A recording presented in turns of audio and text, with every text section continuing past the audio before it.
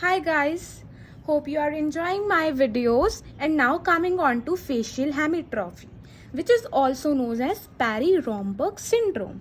यहाँ पे क्या होता है ना, प्रोग्रेसिव एंड स्लोली एट्रॉफी होती है सॉफ्ट टिश्यूज की हाफ फेस की, that is it is why hemiatrophy. ठीक है, यहाँ पे क्या होता है, वेस्टिंग ऑफ सबक्यूटेनियस फैट्स होता है. एट्रॉफी स्किन की हो सकती है, कार्टिलेज की हो सकती है, बोन की, मसल की.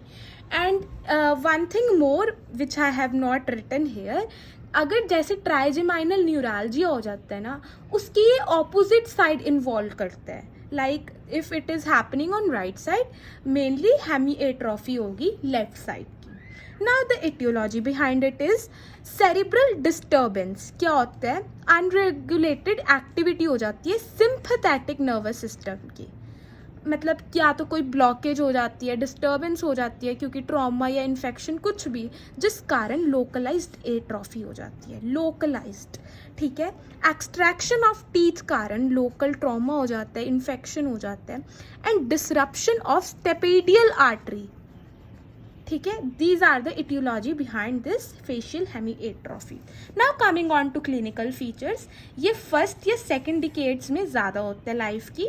And females are most commonly affected than males and the ratio is 3:2 and left side is mainly involve, more involve we can से.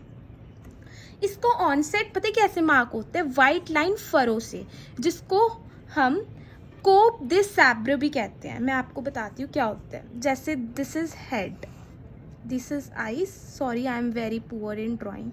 यहाँ पे ना एक क्लेफ्ट हो जाता है, एक डिप्रेशन हो जाता है, जिस कारण ये डिप्रेशन हो गया, जिस कारण मतलब यहाँ की स्किन और यहाँ की स्किन का थोड़ा सा हमें पता लगने लग जाएगा, एक फरो हो जाएगा.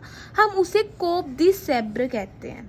ये marked by white line furrow, इसका ऑनसेट मार्क होता है. एंड अर्ली साइन मैंने आपको बता दिया, पेनलेस क्लेफ्ट हो जाता है या फरो बन जाता है फोरहेड पे. ठीक है. Now localised form of scleroderma भी हो जाता है. इसकी हमें एंटी न्यूक्लियर एंटीबॉडी सीरम में हमें दिख सकती हैं. आईज में चेंजेज हो जाती हैं, हेयर में. ना ओरल मैनिफेस्टेशंस इसकी क्या होती हैं, facial wasting we have already told you, I have already told. Skin की, कार्टिलेज की, बोन की, मसल की, या इप्सिलेटरल सिलाइवरी ग्लैंड एट्रॉफी भी हो जाती है. टंग हेमी एट्रॉफी हो जाती है, लिप्स की हो जाती है, पिगमेंटेशन डिसऑर्डर्स हो जाते हैं, या हमें विटिलिगो हो सकता है, नेवाई हो सकता है, ऑक्यूलर कॉम्प्लिकेशंस हो सकते हैं, इनकम्प्लीट रूट की फॉर्मेशन हो सकती है, डिलेड एरप्शन हो सकती है, जिस कारण माल ऑक्लूजन मेनली हो सकती है. नाउ ट्रीटमेंट क्या है, सर्जिकल रिकन्स्ट्रक्शन, कोई भी जो आर्टरी इफेक्ट हुई है या कुछ भी उसको ठीक करना, या माल ऑक्लूजन हमें ऑर्थो ट्रीटमेंट से सेट करना. Thanks, hope you like this lecture.